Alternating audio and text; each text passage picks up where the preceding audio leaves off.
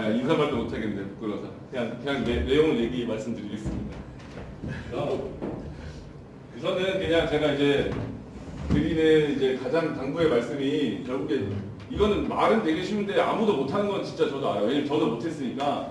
근데 결국에는 이제 암기를 해야 돼요. 이제 암기를 해야 되는데 암기가 사실 아시지만 혼자서 하는 것도 외롭고 그리고 그렇죠. 상당히 이제 재미도 없고 그러다 보니까 대부분 이제 저도 그랬고 암기를 안 하게 돼요. 그래서 근데 그게 결국에는 시험의 성패를 가리는 것 같아요. 그래서 누가 더 많이 외우는 암기하는 시간을 가져갔냐? 그래서 이제 순수 공부 시간이 몇 시간인지가 지금 중요한 게 아니라 오늘 돌이켜 봤을 때 오늘 내가 외우려고 덤빈 시간이 어느 정도 되느냐가 사실은 중요한 것 같고 그렇습니다. 그러니까 그 암기라는 게 결국에는 결국에 이제 문제를 풀고 자기가 이제 내가 이렇게나 많이 틀리는 거야 인정하는 것도 되게 괴로운 일이고 암기하는 것도 진짜 힘들고 그러다 보니까 저는 여기에 많이 받았었습니다. 이렇게 각종 논문이나 이제 글들을 많이 읽으면서 그러니까 이해해 보면은 내가 뭔가 성장하는 것 같고 그게 너무 즐거웠었고 또 이제 강의를 좋아하던 친구들 같은 경우도 저도 옛날에 강의 많이 들었었지만 그렇게 해서 이제 망했었기 때문에 로스쿨 와서 강의를 최대한 적게 들었는데요. 근데 이제 강의 같은 경우에도 어찌 보면은 멍 때리고 다른 사람이 해주는 얘기를 계속 듣고 이러다 보니까 이게 뭔가 강의를 공부를 한 것 같고 강의 숫자는 목록 계속 지워져 가니까 진도 나가는 것 같고 그리고 이제 항상 강의가 이만큼이나 많으니까 끝나고 나면 한 11시쯤 집에 들어가면 오늘 하루도 보람차게 산 것 같고 그러니까 그런 약간은 착시 효과를 많이 일으키는 것 같아요. 근데 결국에는 뭐 외워야 답안지를 쓸 수 있는 거고 그러니까 이해한 거를 답안지에 그러니까 시간 제한 없이 쓰라고 하면 당연히 누구든지 다 그거를 써낼 수가 있어요. 왜냐면 이해한 거기 때문에. 근데 그거를 그 촉박한 시간에 이걸 써내려고 하려면은 결국에는 이해한 걸로 쓰려고 하면은 말이 길어지고 뭔가 빼먹고 결국에는 분량 조절 실패하고 그게 될 수밖에 없이 엄청나게 이게 배점이 그러니까 되게 양이 많이 써야 되거든요. 그러다 보면 결국에는 내가 답안지에다 뭘 써야 될지를 사실 미리 선정을 해놓고 그리고 이제 그거를 그냥 암기를 계속 해놓는 거예요. 그래서 그러니까 이 논점이 나오면 이것만 쓰고 나머지 쓰지 않을 거를 그러니까 분간을 해서 그냥 그대로 암기해서 암기해놓는 게 결국에는 목표입니다. 그래서 이게 사실 오늘 해드리고 싶은 말이 사실 거의 처음이자 마지막이자 그냥 끝이에요. 그냥 근데 저도 잘 못했어요. 암기가 역시나 재미가 없기 때문에 그리고 그렇습니다. 근데 이 다음으로는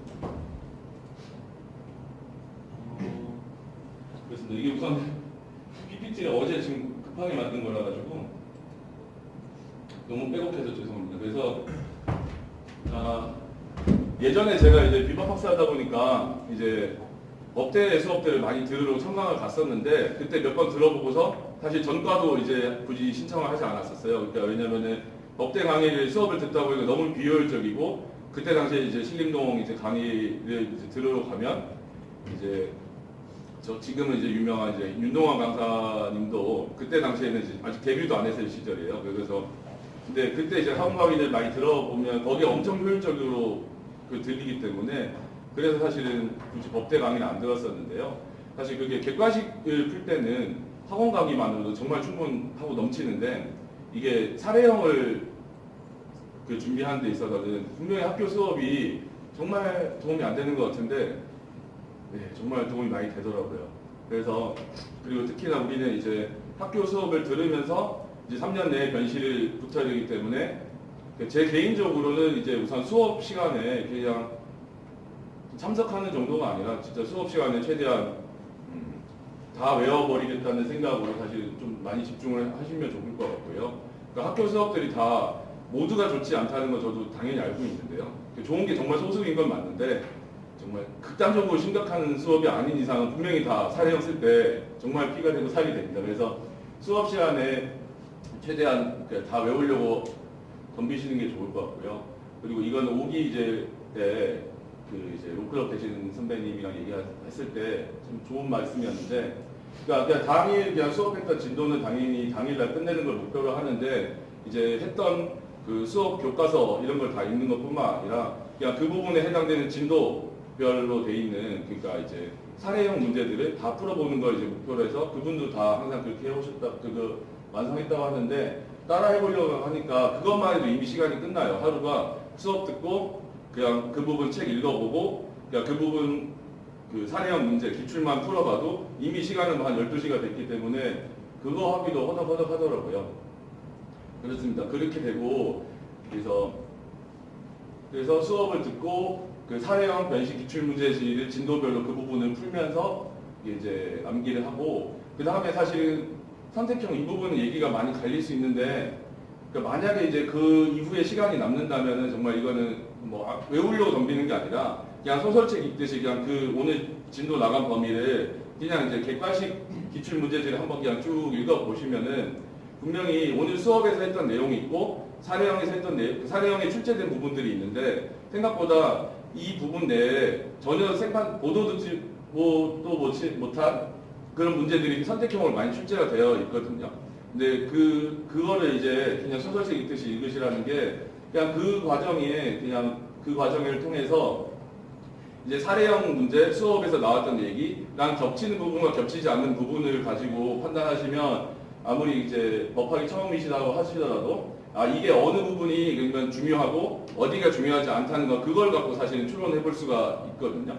그런 부분에서 저는 이제 선택형 문제지는 뭐 그렇게 열심히 풀라는 거는 아니고요. 그러니까 그걸로 이게 강약을 좀 이렇게 최대한 빨리 캐치를 하시면 추후에 이제 공부하실 때 취사 선택을 많이 하시게 될 거예요. 로스쿨 3년이라 가지고 정말 거의 이렇게 제대로 하기가 힘들어서 그렇게 되고 사실은 뭐 형사소송법 같은 경우에도 사례형이라든지 뭐 수업이라든지 이런 데서 나오는 부분들은 정말 듬성 이렇게 있다 보니까 막상 그 암기는 여러분들 다 각자 방법이 있겠지만 저 같은 경우에는 그래도 이제 처음서부터 끝까지 어느 정도는 체계가 있어야 머릿속에 약간 카테고리화해서 저장이 되고 그런 게 있는데 이게 예전에 사실 2차 공부를 할 때는 보면 형사소송법은 이제 객관식을 치질 않았어요. 그러다 보니까 사례형만 계속 이렇게 듬성듬성 듣다 보니까 뭔가 이제 열심히 공부한 것 같은데 머리 잘 안 나왔는데 막상 여기 와서 객관식을 같이 이제 풀다 보니까 그런 부분에서 참 도움이 되는 것 같더라고요. 그래서 객관식은 처음부터 끝까지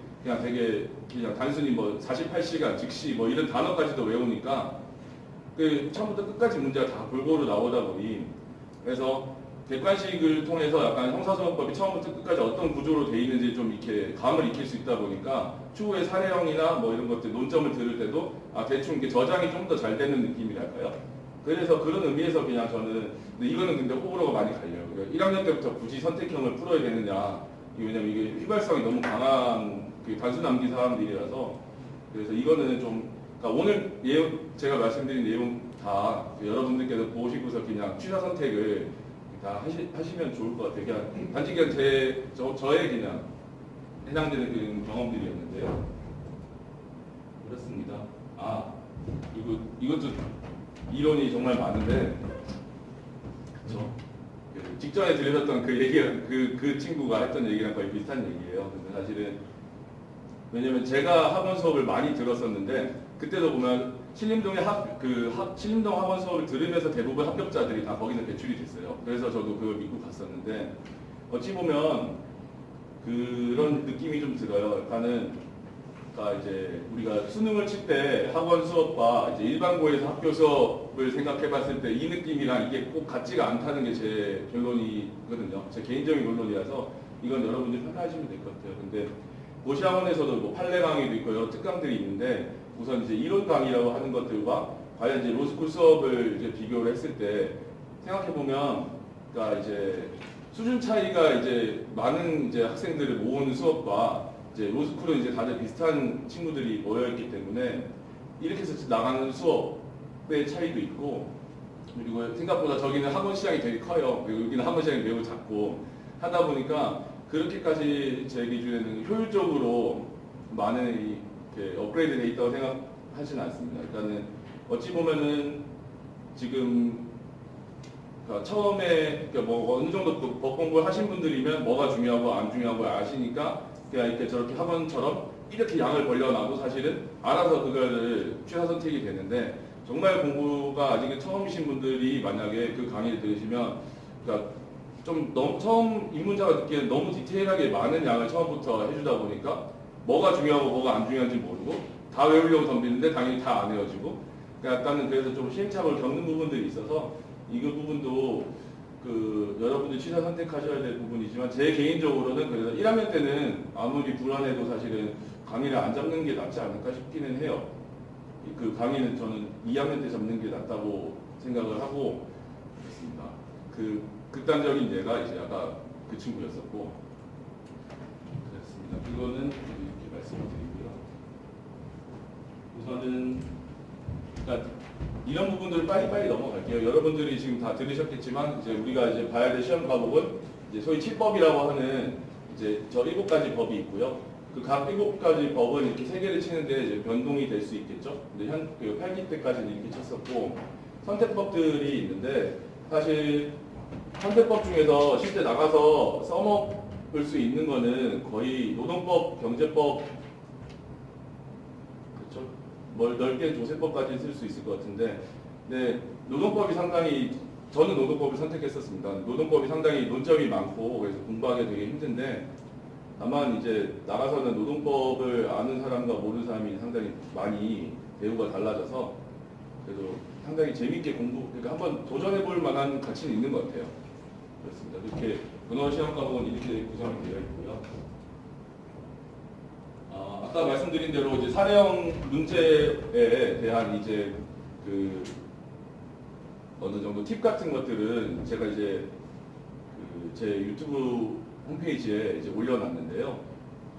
그래도 뭐 혹시라도 그냥 뭐 지금 말씀드린 게 너무 진짜 아무것도 모르는 분들을 전 대상으로 지금 만들다 보니까 그냥 뭐 간단하게 그냥 보여드리겠습니다. 그래서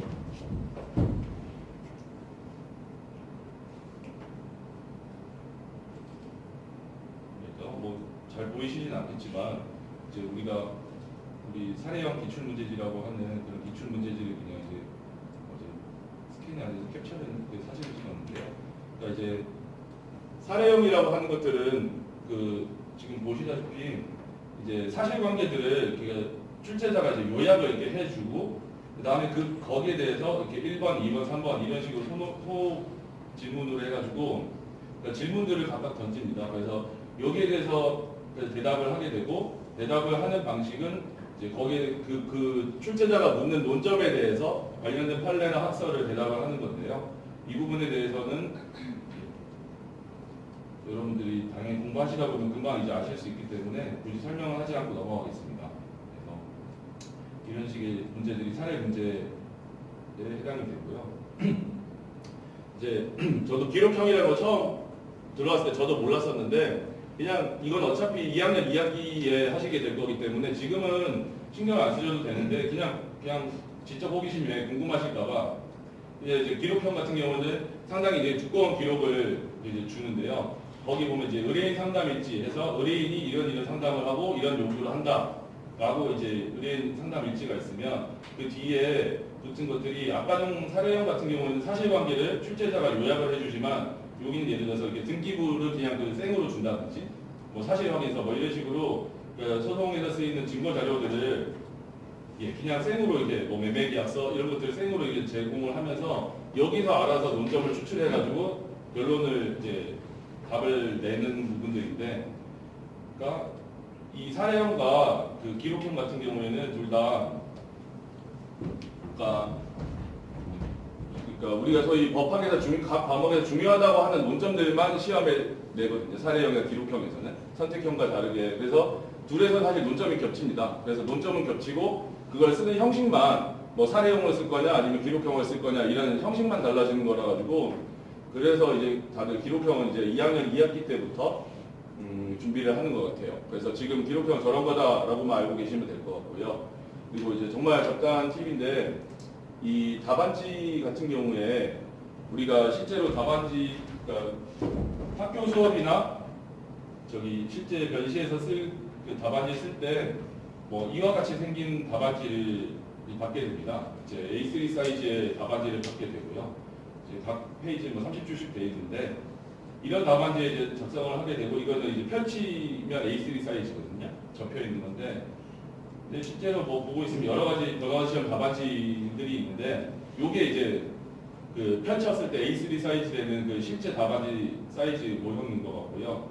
이게 스프링이 된 게 있고 아마 이게 지금 위에 여기 윗부분만 이렇게 풀 재본이 되어 있는 걸로 지금 보이는데요. 정말 적당한 팁이지만 개인적으로는 이 풀로 되어 있는 게 상당히 쓰기가 편했거든요. 그리고 사실 별로 쓸 일도 별로 없어요. 생각보다는 어차피 실제로 이렇게 실전같이 써보는 게 그게 많이 기회가 있지는 않기 때문에 생각할 때 되고 이게 말씀드렸나? 그러니까 다 아시겠죠? 그래서 사격 다바지는 결국에 그래서 이렇게 각 논점별로 1번, 2번, 3번 큰 목차를 잡고 그 밑에는 이제 문제점, 이제 판례, 학설 및 검토, 사안의 포섭 이렇게 얘기하는데 원래 목차는 그러니까 문제점을 먼저 쓰고 그 다음에 학설 쓰고 그 다음에 판례 쓴 다음에 검토 쓰고 사안의 포섭 이렇게 5개의 목차를 소목차를 잡는 게 원래 기본이라고 하지만은 그렇습니다. 제가 이제 로스쿨 다바지 써보다 보면 그러니까 쓸 양은 많은데 종이는 너무 없고 시간이 진짜 너무 없어요. 하다 보니까 거의 저 문제점이랑 목차를 거의 잡지 않고 쓰게 됩니다. 그러니까 그러면 어떻게 쓰게 되냐면 그러니까 결국에 이 1번 논점이 예를 들어서 뭐가 있을까요? 이렇게 양당사다 불출석의 법률 관계라고 만약 이 목차를 달았으면 그 옆에다가 그냥 민사소송법 258조 이런 식으로 그냥 그 법조문만 그냥 쓰고 이 부분 문제점을 아예 날리는 경우가 많아요. 그러니까 그렇게라도 분량을 그러니까 이쪽에서 득점을 해야 되기 때문에 근데 교수님들 입장에서는 이 1000장 넘는 답안지를 채점을 할 때 이 문제점을 잘 썼다 해가지고 아 얘가 이걸 잘 파악하고 있구나 생각하는 게 아니라 결국에는 법조문을 지금 인용을 했느냐 안 했느냐 갖고 결국에 채점을 하시는데 여러분들이 법조문 누가 못 쓰겠냐 하는데 내신에는 다들 잘 써요. 왜냐면 범위가 작으니. 근데 변식 때는 그 많은 범위를 그거를 그러니까 전날에 쳐야 되잖아요. 근데 제가 이번에는 정말 느꼈던 게 7시에 시험이 끝나고 이렇게 자리에 돌아오면은 한 밥 먹고 돌아오면 한 8시 반쯤 돌아와요. 빨리 와도 8시 반인데 9시 때까지는 아무것도 머리에 들어오지가 않아요. 정말 하려고 해도 안 들어오더라고요. 이게 아침에 한 8시, 9시부터 저녁 7시까지 거의 시험 치고 다음 주 시험 공부하고 거의 풀로 집중해 있다 보니까 이게 번아웃 돼가지고 아무것도 들어오지가 않아요. 근데 다음날 시험을 대비하면은 또 일찍 자야 되잖아요. 하다 보니까 전날에 결국에 볼 시간은 뭐 한 3시간밖에 안 되는데 뭐 사례형, 선택형, 기록형에 각 그 전날 다음날 과목이 한 되게 2개씩 되니까 6개에다가 뭐 또 기록형도 보고 그러니까 그걸 3시간 내에 돌릴 수가 없어요. 그러니까 그러다 보면 결국에는 결론은 그거예요. 변시에서 법조문 쓰는 사람들이 그렇게 많지가 않다 보니까 결국에 그냥 여기 옆에다가 그냥 법조문 하나 달라놔도 이거 안 써도 점수 그냥 받을 거 다 받을 수 있다고 저는 확신합니다. 그렇게 되고 그리고 이제 중요한 건 판례 점수가 크다 보니까 저는 그래서 목차를 그러니까 판례는 그냥 이제 소목차로 별도 목차로 잡긴 하는데 이 밑에 학설 및 검토 이 부분은 그냥 하나로 묶어버려가지고 예를 들어서 제가 이제 긍정설을 취하려고 한다면은 예를 들어서 학설 및 검토 이렇게 얘기할 때 예를 들어서 뭐랄까요 뭐 당사자 소송수행권 보장의 측면에서 이제 측면을 강조한 뭐 부정설도 있으나 또 긍정설도 있다. 이렇게 긍정설 아예 논거도 안 써버리고 그냥 이제 써놓고 그렇죠. 그러니까 뭐 당사자 소송수행권의 측면에서의 부정설도 있으나 뭐 이런 측면에서 긍정설이 타당하다. 그래서 한 줄로 그냥 쭉 끝내버리고 그 다음에 바로 그냥 사회 포섭으로 들어가거든요. 근데 이렇게 써도 답안지가 부족하다는 거는 제가 장사하는 게 아니라 저기 영상을 한번 참고해 보시면 제가 그러니까 실제로 같이 제가 쓰면서 했던 거거든요. 정말로 그게 그 변식 기출 문제지라고 하는 거에 있는 것들 중에서 거의 한 90%는 어차피 답안지에 못 쓰고 한 10% 정도만 답안지에 쓸 수밖에 없다는 걸 그냥 이제 시연을 했던 거라서 그만큼 이제 시간 안배나 배점에 따른 분량 조절 이런 것들이 중요하고 결국에는 아까 그 법조문 저기다 쓴다는 것처럼 그냥 채점자가 딱 봤을 때 딱 받자마자 얘는 그 A 학점을 받을 애구나 아니면 얘는 B 학점을 받을 애구나 이거는 그냥 딱 목차만 보고 판단하신다 하거든요. 실제로 제가 채점을 있는 알바에서도 그때도 그렇게 했었고 근데 목차를 얼마나 이렇게 어법에 맞게 예쁘게 쓰냐보다는 그냥 이렇게 목차 옆에다가 그냥 법조문을 그냥 써놓으면은 그래서 모든 목차 옆에 그 논점에 관련된 그 법조문이 다 적혀만 있으면 저도 그냥 제가 보기도 그냥 그것만 해도 얘는 A 학점 받아야 되구나 라고 생각하고 중간에 있다가 혹시라도 내용이 좀 이상해도 그냥 적법성 추정을 하게 되는 것 같아요. 그런 면에서는 그런 부분이 참 좋고, 그때 들으셨겠지만 역시나 그 안에 판례나 이런 것들을 쓸 때도 키워드 같은 건 글씨를 좀 더 크게 하고 땅을 펼치거나 이렇게 해서 그냥 대충 봐도 그냥 단어가 눈에 확 들어오는데 키워드 꽤 많이 들어간 것 같아 하면은 이미 이게 마음속에서 예단으로 A 학점이라고 깔고 가기 때문에 그런 부분에서 좀 더 효율적일 수 있을 것 같아요. 그리고 이게 이제 아까 말씀드렸던 부분이라 이건 빨리 넘어갈게요. 그래서 근데 이걸 굳이 그냥 식을 만들어 본 거예요. 그래서 이렇게 선택형 지식은 뭐 이렇게 휘발성 이렇게 긍정설도 있는데 저는 이제 아까 그런 취지에서 그냥 그렇죠. 좀 쓰시는 게 좋지만 그건 어디까지나 시간이 남으면 보완하는 용도로 쓰시지. 우선 기본은 수업 끝나고 나서 그 해당 부분의 진도에 해당되는 이제 사례형 변식 기출 문제를 풀어보시는 게 가장 이해하는 데 도움이 많이 된다고 생각합니다. 그렇죠? 그러니까 뭐가 키워드인지 어떻게 아는지는 당연히 교수님한테 여쭤보는 게 제일 정확하지만 그게 현실적으로 불가능하잖아요. 근데 그래서 아까 전에 그 부분입니다. 그 당일날 복습을 하게 되면 그래도 오늘 수업 때 왠지 들었던 것 같은 단어들이 나오게 되는 거고 왠지 교수님 목소리가 약간 음성 지원되면서 이때 강조했던 단어 같고 하면 거기에 표시하시면 돼요. 그러면은 그게 키워드가 되는 거고 적어도 내신에서 확실히 그게 키워드입니다. 그렇게 표시를 해놓으시면 내신할 때 상당히 도움이 되는 게 나중에 시험 칠 때 돼서 다시 보면은 다 중요한 말 같은데 그러니까 이분이 결국에 이분의 취향을 이렇게 파악하기도 당연히 그게 좋기 때문에 그런 방식으로 공부를 하시는데 사실은 이제 각 학교마다 이제 내신 족보 문제들이라는 게 있잖아요. 근데 사실 거의 족보 문제를 거의 돌려내시기 때문에 실제로 이제 이 족보 문제를 가지고 스터디 그룹을 짜서 그 모범 답을 만들어 보는 게 상당히 이제 내신 관리에 유리한데 그러니까 그때 응용할 수 있을 것 같아요. 그래서 각 스터디원들이 그냥 각자 자기 모범 답을 만들어 왔을 때 그때 이제 본인들이 생각하는 키워드들을 좀 선정해 갖고 와서 그냥 각자 그냥 돌려보기만 해도 굳이 발표 안 하고 그냥 복사해서 돌려보기만 해도 그냥 공통적으로 누구든지 키워드를 뽑는 것 같으면 이제 그게 키워드인 거고 뭐 그런 식으로 키워드를 좀 잡으시는 방법도 있을 것 같아요. 그러니까 이것도 기록형도 마찬가지라는 그냥 똑같은 서술입니다. 기록형도 결국엔 티나게 이제 법 조문과 이제 키워드를 티나게 서술을 해줄 수 있는 거기 때문에 결국에는 똑같습니다. 똑같고 이거 말씀드리거든요. 이거는 이제 2학년 이후의 분들께 해당되는 얘기일 텐데, 그러니까 3학년 1학기까지는 뭐 그래도 기록형을 조금씩은 건드려 보는데 사실 막판 6개월 동안에는 이제 검사 지원하시는 분들이나 로클럽 지원하시는 분들이나 아니면 공기업 시험을 치시는 분들 같은 경우에는 기록형을 사실 손을 댈 수가 없어요. 그러니까 학교 수업을 듣고 그리고 이제 부족한 사례 논점이라든지 이제 뭐 공법 위주로 판례 강의 듣거나 이런 걸 해버리면은 기록형은 거의 알면서도 이거 손을 잡을 수가 없어요. 이거는 그러니까 사례 공부하면서 기록형이 되겠지라는 마음으로 거의 버려야만 되거든요. 근데 생각보다 이것도 그냥 아까 말씀드린 대로 논점은 겹치는데 그 형식이나 스킬이라는 게 수업 스킬이 있으니까 이거를 그러면 어떻게 할 것인가. 결국에는 이 상황에 대해서는 뭐 저는 이제 생각하는 거는 그렇습니다. 그래서 최대한 이제 2학년 2학기나 3학년 1학기 때 최대한 많이 쓰실 때 약간은 내가 6개월 텀을 두고 나중에 변시 직전에 봤을 때 스스로한테 약간 팁을 줄 수 있는 그 요령들을 조금 정리해 놓으시면 이렇게 나중에 빨리 기억을 환기해서 이렇게 시험을 칠 수가 있거든요. 진짜 6개월 동안 기록을 거의 잡으실 수가 없을 거예요. 왜냐하면 아까 보셨지만 날 기록이 이렇게 많이 주기 때문에 그 한 문제 푸는데도 시간이 엄청 많이 걸려요. 그래서 사실상 이 중요한 6개월 동안에는 기록형은 거의 손을 못 대다 보니까 기록형 답안지들이 상당히 질이 안 좋을 거예요. 경쟁자들이 당연한 얘기지만 이거 많이 보셨죠? 그래서 허락받고 복붙한 건데요.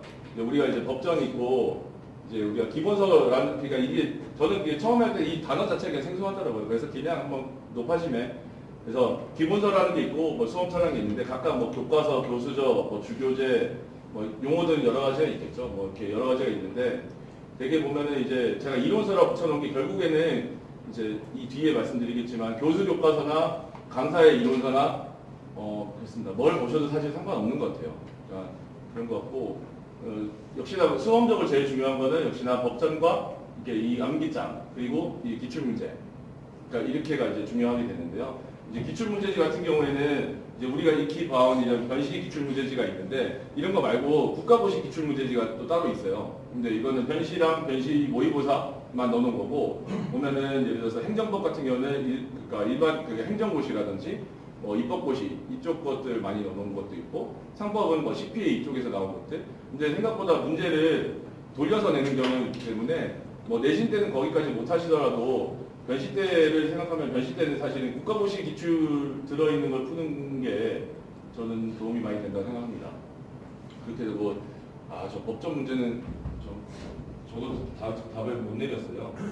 이건 정말 답을 못 내리겠더라고요. 그러니까 사람마다 너무 달라가지고 그렇습니다. 근데 아까 말씀드린 대로 그 법 조문을 인용하기만 해도 점수는 정말 거의 합격반에 가까이 갈 수가 있어요. 지금 정말로 저조차도 막상 이제 가서 찾으려니까 법 조문이 잘 안 찾아지고 뒷장에서 안 찾아지고 이런 경우도 많아서 그러다 보니까 그런 의미에서 법 조문이 중요한 것 같아요.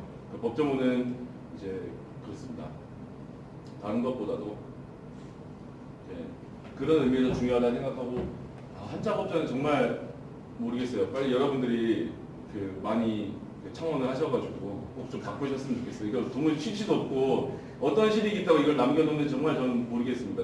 나름 중국까지만 모르겠어요. 정말 이거는 아무 의미가 없는 것 같은데 그렇습니다. 그래도 그러니까 그런 의미에서 객관식이 많이 도움되는 것 같아요. 객관식이 예를 들어서 조문을 따라가 그냥 문제화 해놓은 것들도 꽤 많기 때문에 객관식 문제를 나중에 푸시다 보면 이제 좀 이렇게 그렇죠.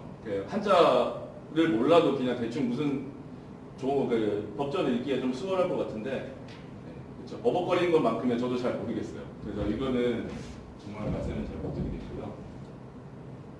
요거 그리고 여기가 그래서 이제 사람들이 이제 교수님들이 맨날 교수 교과서를 봐야 된다고 맨날 강조하는데 제 개인적인 의견이에요. 제 개인적으로는 모르겠어요. 그리고 근데 또 선배들도 맨날 그거 읽으셔야 학원 강사 참고서를 보라고 하는데 이것도 모르겠어요. 왜냐면 이거 결국 그럴 시간이 없어요. 제 개인적으로 그럴 시간이 없다 생각해요. 그래서 결론은 어떻게 하냐면 그냥 이제 학교 수업을 들으시고 그때는 이제 주교재 교수 교과서를 하시잖아요. 근데 그때 이제 수업 열심히 진짜 들으시고 그다음에 복습할 때 빨리 한번 그러니까 수업했던 거 읽으시고 그다음에 이제 막 문제를 푸는 게 제일 중요한 것 같아요. 빨리 문제를 풀어서 결국에는 어떤 문제가 나오는지 그래서 어떤 문제를 어떻게 쓸지 우린 점수를 따야 되는 사람들이니까 그거를 차라리 빨리 하셔야 되고 아직 내가 법학을 뭘 또 모르는데 문제를 풀어도 되나 하겠지만 그러니까 뒤에서부터 가는 게 낫다고 생각해요. 차라리 문제부터 풀고 그래서 그러니까 어떻게 공부할지를 내가 감을 잡은 게 여러분들 이미 공부 잘 하시기 때문에